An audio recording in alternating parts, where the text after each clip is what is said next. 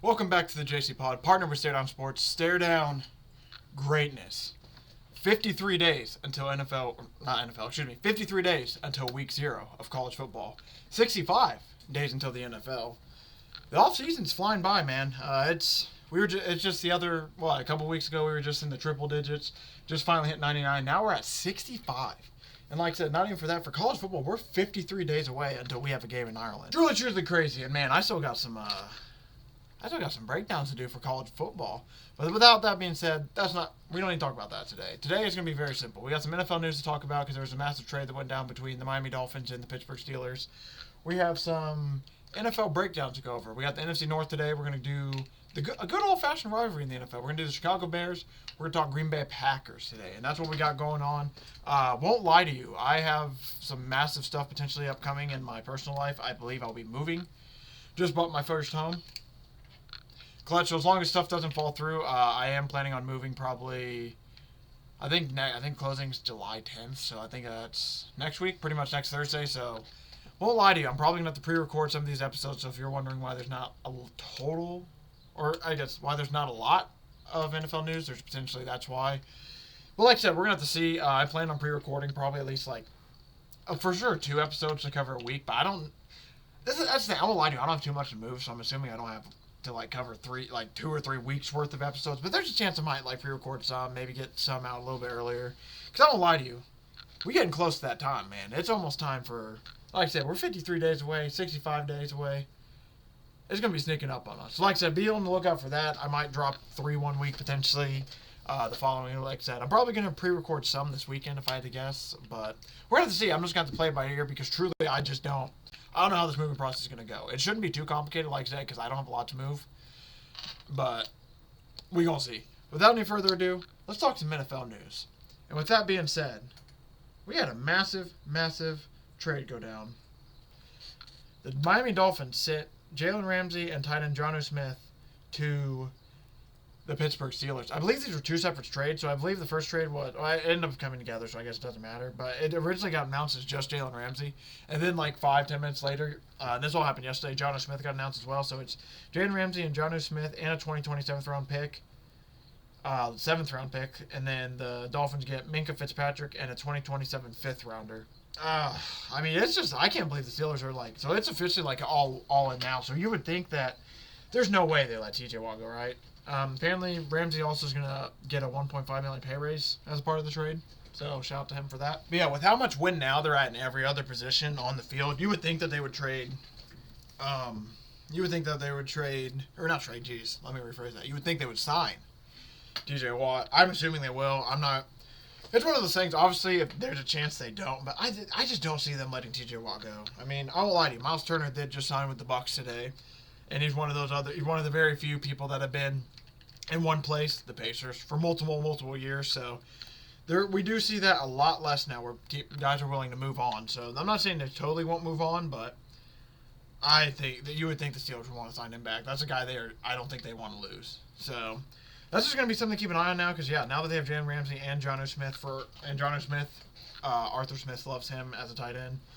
That's going to change a lot fantasy-wise, too, because fantasy-wise, Jonnu Smith had so many projections. That's going to be different now.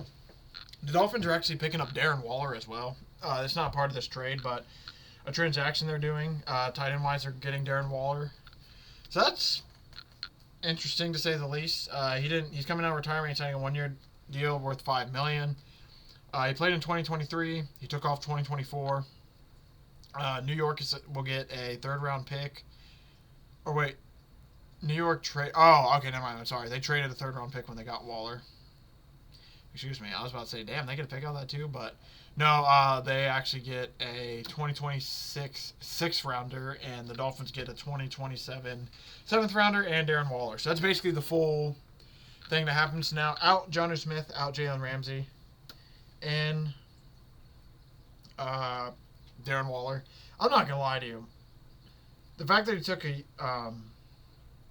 I'm hoping that he took a year off to get healthy, and now he's coming back. He's going to be good. I hope it wasn't a year off because he was kind of done with football, and then he's like, actually, I want to see if I can keep playing football. Because if that's the case, those usually don't work out too well. But like I said, if he set out for a year to get healthy and everything, then it's like, okay, I can kind of understand that a bit more. I just don't know, man. And I'm not going to lie to you. I'm glad we haven't done the Dolphins breakdown yet. But at the same time, I kind of wish we did because I feel like that under is going to move a little bit. But yeah, I mean, Dolphins, that's a massive trade that happened. It's just like, whoa. Can't believe they actually did do that. Justin Tucker gets a 10-game ban for violating NFL's conduct policy. He got 10 games. Deshaun Watson got 11 games. I'm not saying the boy's guilty, but goddamn, he might be guilty. The Bengals are going to stay at Paycor Stadium. Oh, we already talked about that last week, so we're all good there. I think we might have even talked about that Justin Tucker one. I can't fully remember for sure. So we're going to leave it there. Apparently, the lawsuit accusing Redslaff, this is a BYU kid, talk a little college real quick. Apparently, that got dismissed. The parties jointly agreed to dismiss with prejudice, ending the case, which was filed last month. And like I said, he's moving on from BYU. This guy is going to transfer out of BYU, move to somewhere else. That just situation just got really, really messy. So I'm not, if you're curious about it, feel free to deep dive into it. I do not know nearly enough to talk about this situation. But the little bit that I did read, it's just, yeah, I don't know. Very, very interesting situation. And it also, Mormon faith, BYU, so that's just another added factor to it because their faith and religion allows them different rules than us normal folk. So, I don't know. Just a weird situation. You're going to have to be something to keep an eye on. Texas State joining the Pac-12 as a football member in 2026, which is huge because the Pac-12 needed one more team to be a football conference, so that's massive for them. And this has been going on. I mean, that's been going on for, I think, a couple of weeks now, where it's been like rumored, like, hey, they might do this, they might do this, they might do this. Finally get set up. And the final thing that we will do and talk about today is NCAA denied Sacramento State becoming an FBS team. Sacramento State, it will leave the Big Sky and is joining the Big West as a full member in 2026-2027 academic year. The Big West does not sponsor football, so they will be independent in that sport. I thought I read this long. Apparently, they were lacking an invitation from an FBS conference, so they filed. Okay, this was right. They filed a petition in April, and they got turned down. I think they're basically trying to become a independent. Yeah, so basically they wanted to file a waiver and be like, hey, we want to play as an independent next year while we still look for a conference. And basically the NCAA said, nah. Which, genuinely, I do not get this. I generally don't get why they don't allow them to play as an independent, especially if they are moving up, unless it's like a prove it thing, which I don't know. I'm not even going to lie to you. I'm not going to get into it because I don't know the full rules of the NCAA and everything when it comes to allowing schools to move up and move down from FBS to FCS. I know they don't want just like constant, like 1 year you're here, 1 year you're here, 1 year you're here, 1 year you're there. They kind of want it like kind of settled, but at the same time it's the NCAA, so I don't know if their head's fully ever screwed on straight when it comes to certain stuff. But yeah, that's going to do it for college football-wise. So without any further ado now, and I guess that's NFL news in total too, let's head over to our breakdown. So first team we're going to talk about is the Chicago Bears, who finished last in the division last year. This was an amazing division in football last year. I mean, you got the Lions 15-2, Vikings 14-3. They came down to the last game of the year for the 1 seed. This got to a point where the NFL even contemplated a rule change because the Vikings played so well when it came to wild card and hosting home games. Packers finished 11-6, so that's 15-2, 14-3, 11-6. Then you got the Bears 5-12. Rough season for the Bears last year. I mean, it was. I can't remember if. Did he get fired and what game did not Matt Nagy but Eberflus get fired? I want to say it might have been that Commanders game, but I mean I'm not gonna lie to you, their season absolutely fell apart after the Commanders game last year. Because for those of you who don't remember, they beat the Titans week 1, they lost to the Texans, and then lost to the Colts. They were starting off 1-2, and then they beat the Rams, beat the Panthers, and beat Jacksonville. And they won 36-10 against Panthers, 35-16 against the Jags. They're going to Week 7 bye. This is a 4-2 football team. The Chicago Bears are 4-2, and this is a team that was truly looking like, all right, hey, this might just be our year. We'll figure some stuff out. And then Week 8 happened against the Commanders. For those of you who don't remember, that was the miraculous Hail Mary game, and ever since that game, it was L. And then they beat the Packers to win the last game of the season. So this was a team that, mind you, They were 4-2 going into the bye. Finished 5-12. 5-12. They lost 10 straight games from week 8 to week 17.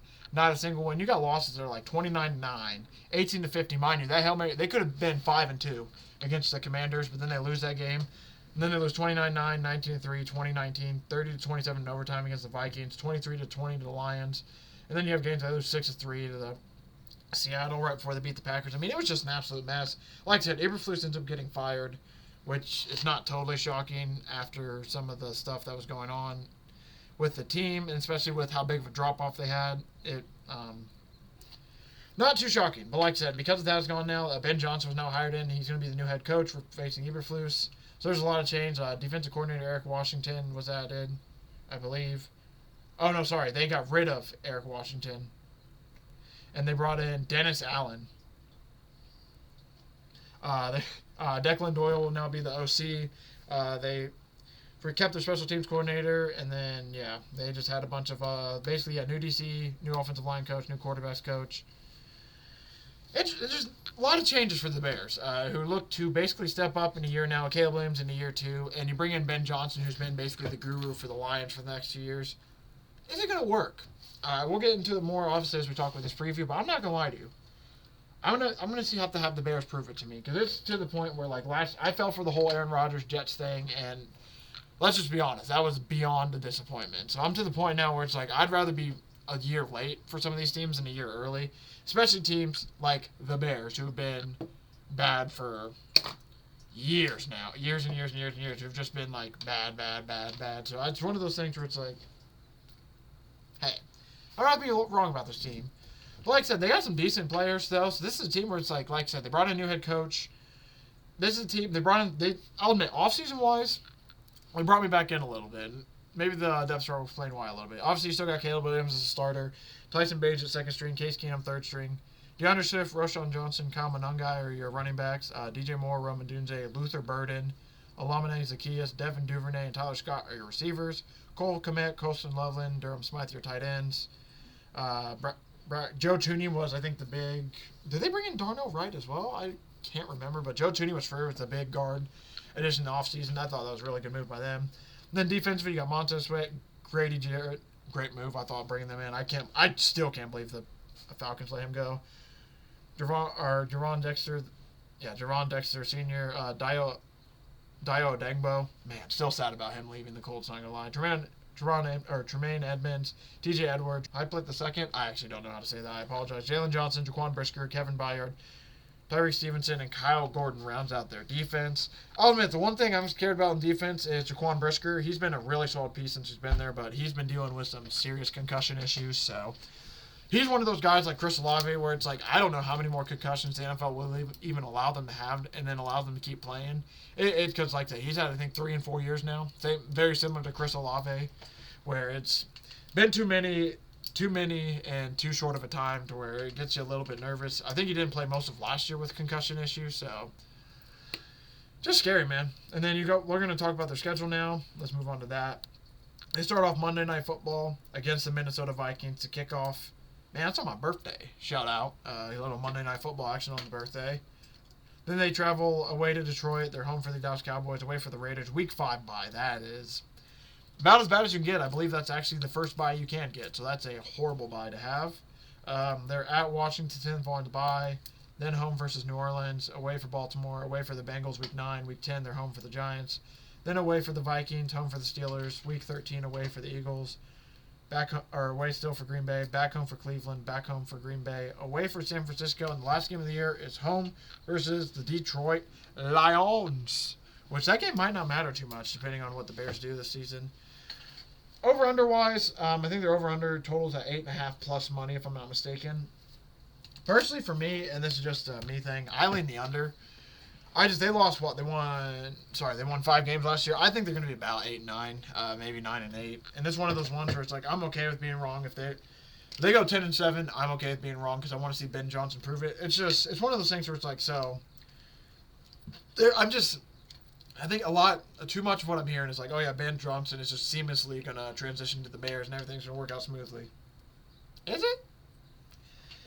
I'm ready. Like I said, I'm ready to be wrong. I have no issues at all if they're wrong. I have a lot of Bears friends or Bears fans that are friends actually that I'm starting to feel bad for them with how bad it's been. So it'd be awesome to see some of them get some happiness in their life. But when it comes to Bears, at least, but I don't know, man. Like I said, their over/under win totals at 8.5. I lean the under just for the fact that I think they're going to be about 8 wins, 9 wins. I mean, it just sucks too. Their division's really good. Packers pretty good.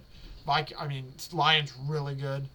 We're going to have to see with the Vikings what they have to do with J.J. McCarthy, but from everything I've heard in the offseason is that this team shouldn't take a step back with J.J. McCarthy. If anything, like according to Kirk Herbstreit, this team's going to be better with J.J. McCarthy. So it's one of those things where it's like, okay, so now I'm interested to see how that's going to go. They re-signed. We'll talk about it. I think I might do the other show Wednesday instead of Thursday, just from timing. So be on the lookout for that, by the way. But so there's realistically a chance that, like I said, the division's just going to be way better. So I just don't know.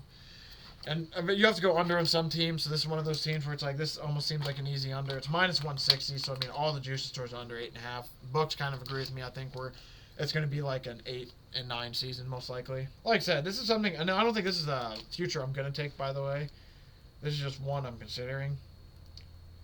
This would be one where it's like, yeah, minus 160 is just too much heavy juice anyway. I'd probably just lay off. I'd have no interest in betting it personally, but it's at least I just want to at least give it out because like we at least predict on here and give out the win totals. When it comes to the passing wise, now we're going to start looking at. And I did have something. Caleb Williams, 3,500 passing yards. My first instinct was like, okay, I lean under because I think that they're going to run the ball a little bit more. But then at the same time, I was sitting here, it's like, well, it is Caleb Williams. I do think he is talented, but it's just the reason, like I said, I lean the under, and it's going to be kind of counterintuitive to what I have to say about his passing touchdowns here in a minute. But I just think this is a team where it's like they're going to try to find their identity a little bit more in the run. I expect Roschon Johnson to get a decent more amount of carries. Sadly, I didn't see his touchdowns. Because I would love to bet his over touchdowns. Cause I'm assuming the books have it at like 2, maybe 3, and I think he's going to be like a 4 or 5 touchdown guy. But overall, it's just one of those things where when it comes to the Bears and their passing, it's just like a whole offensive change. So it's one of those things where it's like, all right, we don't have anything like base last season on other than like, all right, we can kind of like guess what Ben Johnson did and then be like, okay, what do we think he's going to do now that he has the Bears? So it's just, yeah, I can't get myself to that over under 3,200 passing yards. I'm just going to stay away. And they didn't have any receiver props up, but I don't know. He basically has to pick a receiver between DJ Moore, Rome Odunze, Luther Burden. 2 of those 3 are going to have good seasons. One's going to probably have a really great season. The third's going to have not the best of seasons. And they, oddly enough, like it's weird to say, but the Bears have enough offensive weapons, including the tight ends, where it's like, I don't want to take any real player props because I genuinely, and I mean the books are kind of proving my point. Like they don't have anything up for receiver-wise for the Bears because I don't think they even know like who's going to be the guy this year. Especially Ben Johnson, like I said, it's going to be interesting to see what he does with running the ball. But yeah, like I said, we're probably going to stay away from that over 3,500. Now, this is where it gets tough. Caleb Williams, over or under passing touchdowns. He had 20 passing touchdowns last year. His over-under is at 22.5. I do think the offense is going to improve, but at the same time, when they get close to the goal line, is it going to be like the Lions where they hand the ball off a lot? Are they going to allow Caleb Williams to throw? So this is one where I'm really torn on the over-under. I picked under to talk about when I had it in my bet slip to bring up on the show, but I leaned slightly over. But like this is another one I'm for sure not going to take, but it has me really thinking. If I'm going to take any Caleb Williams thing, it's going to be potentially his over in touchdowns. But I do expect their offense to step up a bit. I just it's like I said, I don't know how, actually how much is enough for. Like I said, what if he throws for 20 touchdowns again, but the interceptions are a lot cleaner, the passing yards are down, but the efficiency up. It's one of those things. But he's so talented that you would think that they would just let him rip the ball and he'd throw a little bit more, especially since he's clearly the leader of the team. But like I said, I don't know. It's another one I've written red because, like I said, I lean the over. I wouldn't be totally shocked to the under if they started running the ball a lot more because I do think this is a team that is going to try to emphasis on running the ball way more. Especially, they'd be dumb not to. You're in Chicago. You're the Chicago Bears. Run the football a little bit. That's because I know I'm older too, but not older, sorry, I'm younger. But if you think about the Bears' success, what do you think of? You think of, I said Walter Clayton.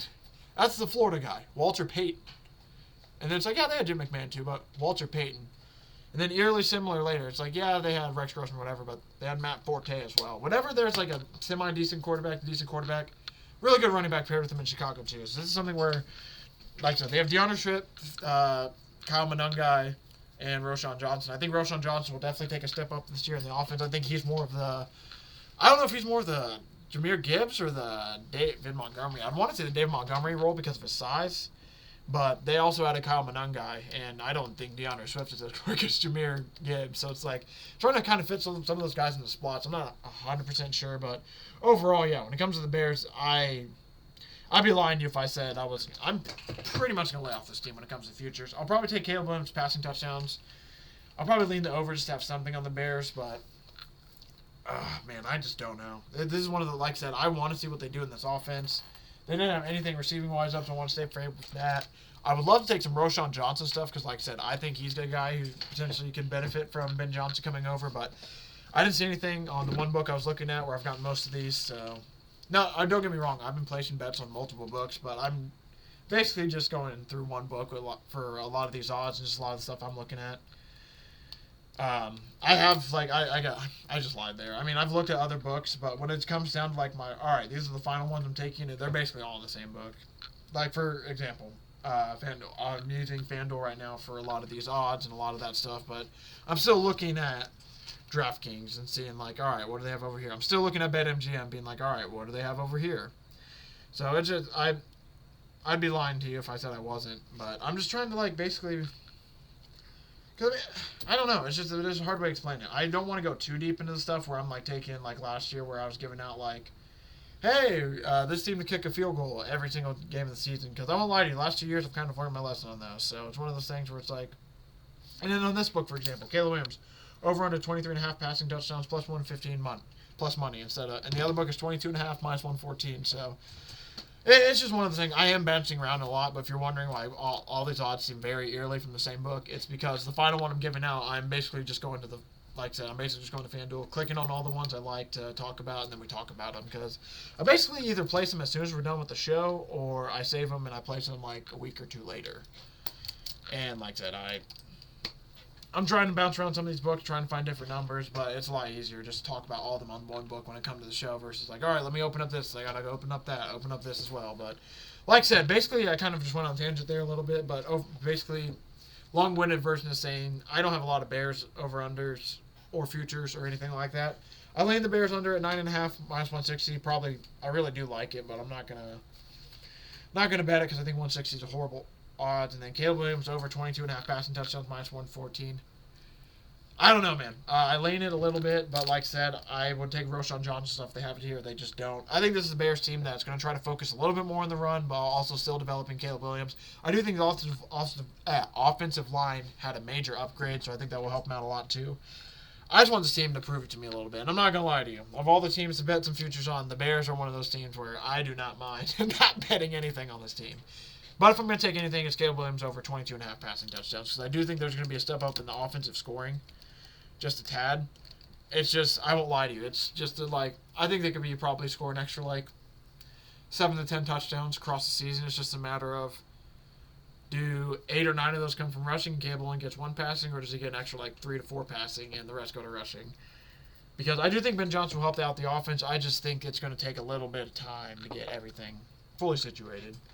But yeah, so official, I guess I have nothing official for the Bears, but I am leaning Caleb Williams over 22.5 passing touchdowns.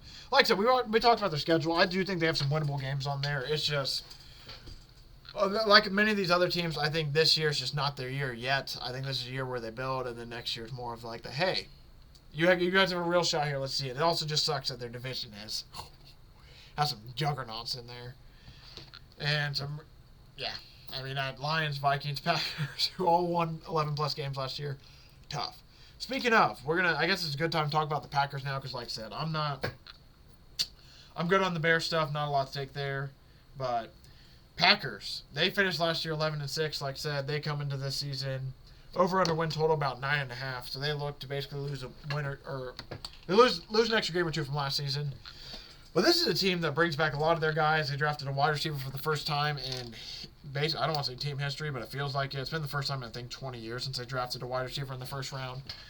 But coaching-wise, I don't think that there's too much changing. I think actually this is one of the very few teams where they basically keep everyone on staff. Let's see. So new hires. They hired a new defensive line coach, run coordinator, senior assistant, Luke Getzey. Yeah, I mean, nobody's, basically nothing's really changed. Sorry, I was just reading this because I'll admit I totally forgot to look back at this. Anthony Campanelli, linebackers coach and run game coordinator, he left for Jacksonville. Tom Clements was the quarterback coach, retired, and then, they had their defensive line coach get dismissed. Other than that, everyone on staff is basically the same. So this is a Packers team that basically has, I don't want to say has their core built, but they're pretty close to it. I mean, this is a team who has talent at every position on the field. I mean, they were real. If I'm not mistaken, I'm pretty sure they were really close to. I think they were really close to making the championship game last year. Or am I stupid? They lost in the wild card. I was thinking of 2 years ago. Yeah, they lost to the wild card to the eventual soon-to-be Super Bowl champs, the Philadelphia Eagles. I was thinking of 2 years ago when they almost beat the Lions and everything, but awkward. No, starting quarterback-wise, you got Jordan Love, Malik Willis backing him up.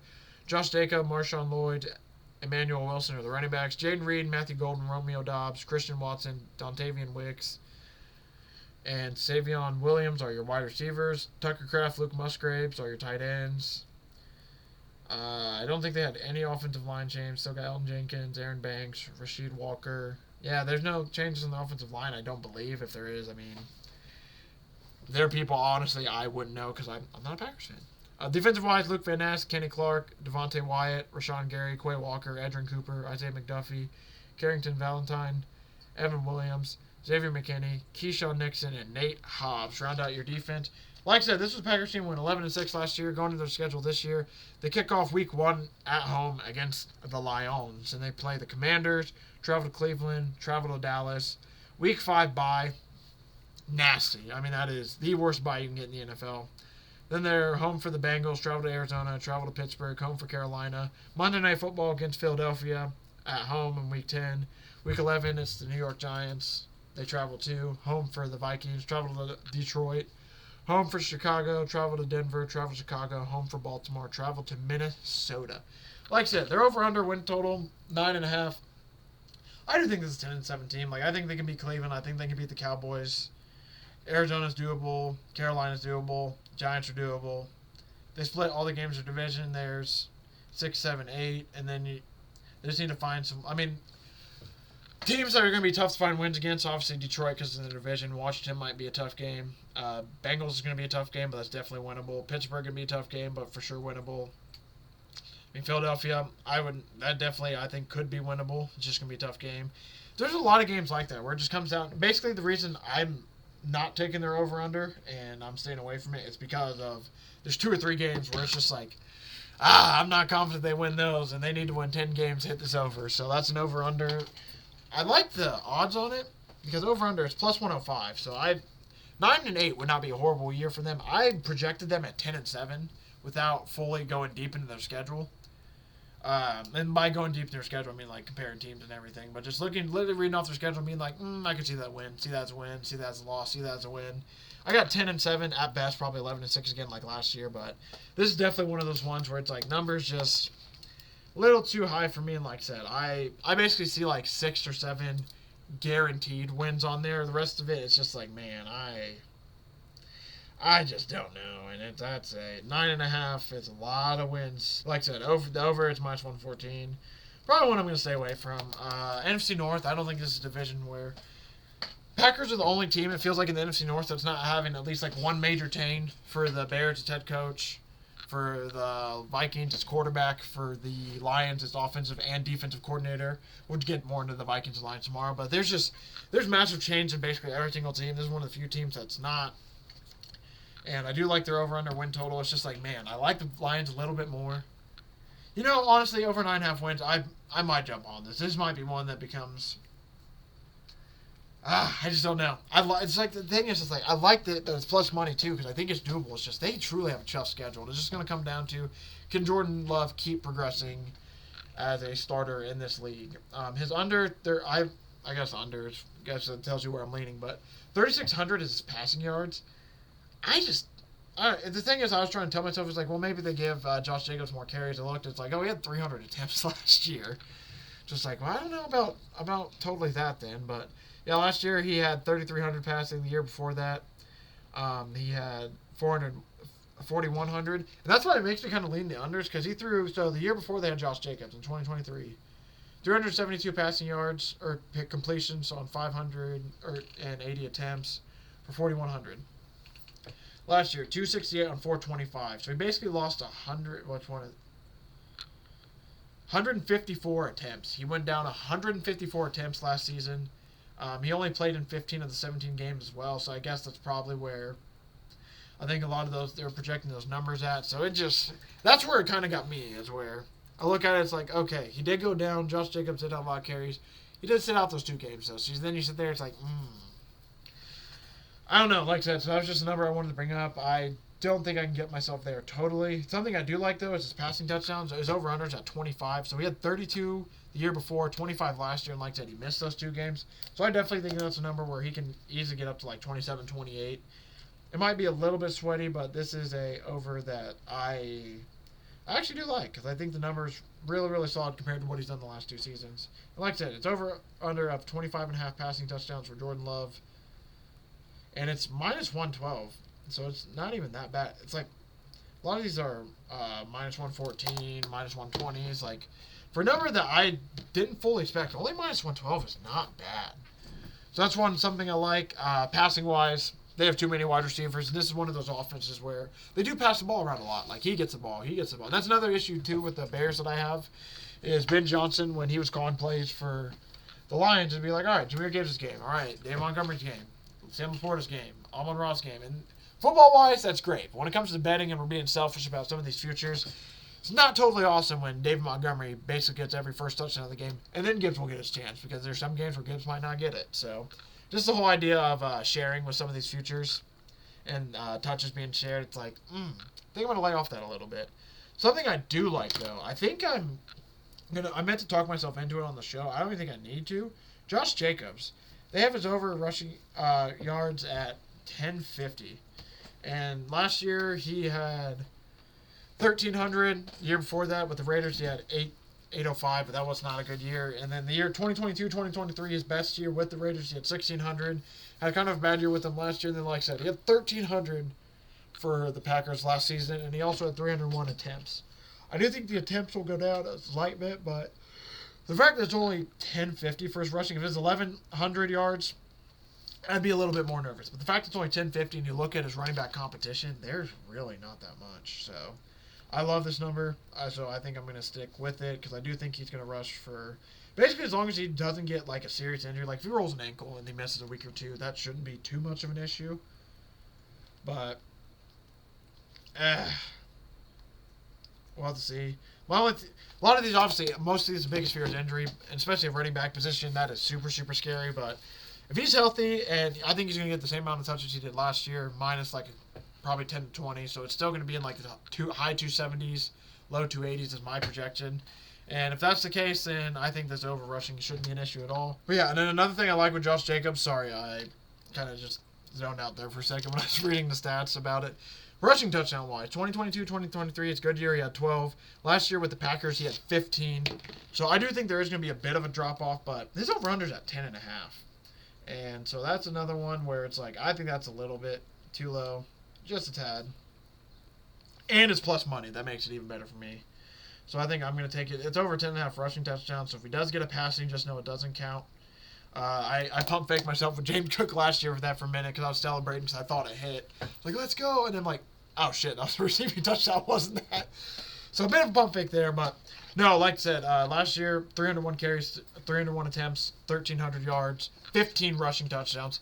I don't think he's going to have 15 rushing touchdowns. I do think there's going to be a bit of a regression, but I don't think it's going to be too bad a regression. I think it might be anything to like 10 or 11 about there. So I'll admit, this over-under rushing touchdowns is going to be cutting it just a bit close. This is probably one we have to sweat out till towards the end of the season, but I do think it's going to hit. 10 and a half is a lot of touchdowns. It's a lot of touchdowns, but with how good this Packers offense is potentially going to be this year, and Josh Jacobs being their main guy, I just don't see him sacrificing too many carries to other people, especially in the goal line.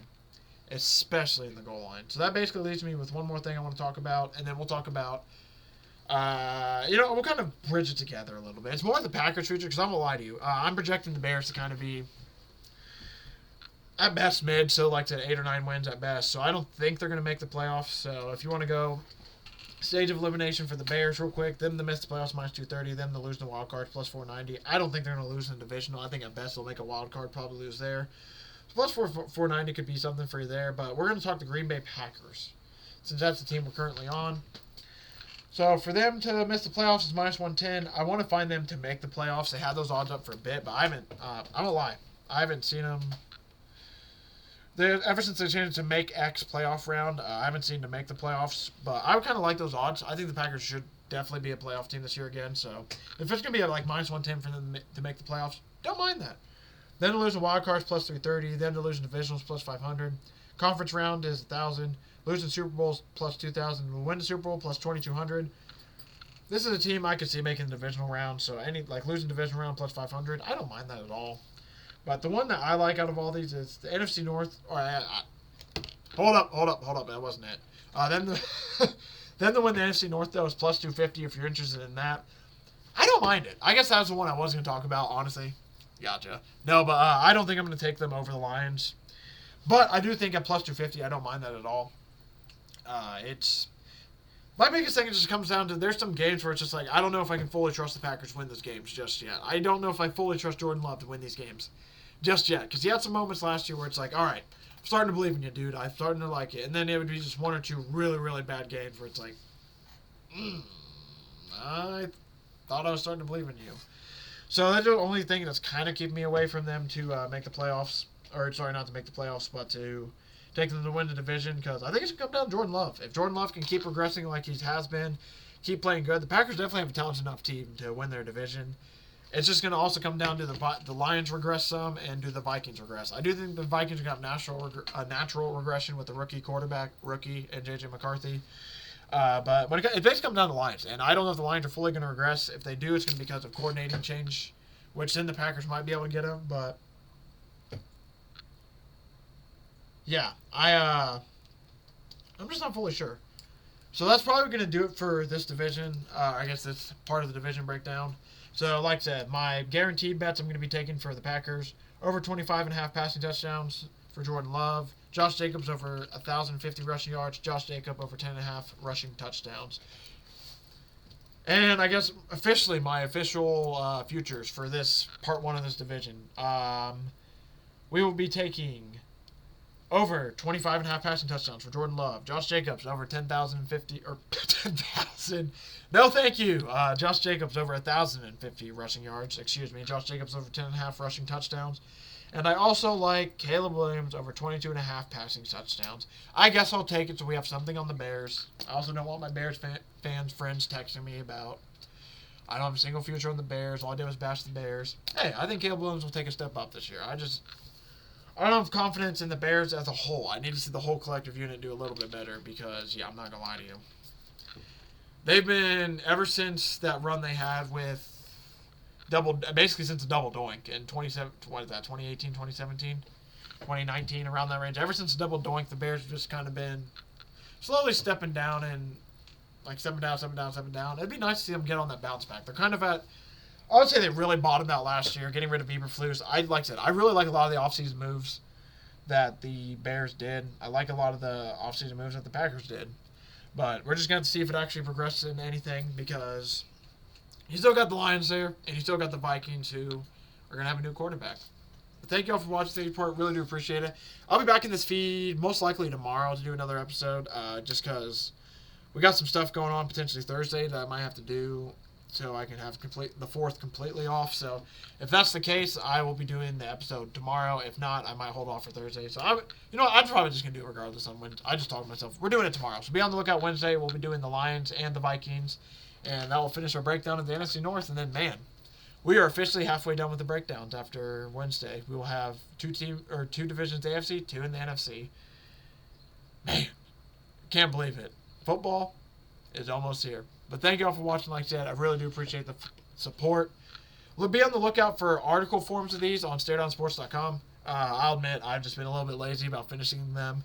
I am going to start getting locked in and start doing like my NFC North futures, especially because there's been movement. Like the Packers one, or excuse me, the Steelers one.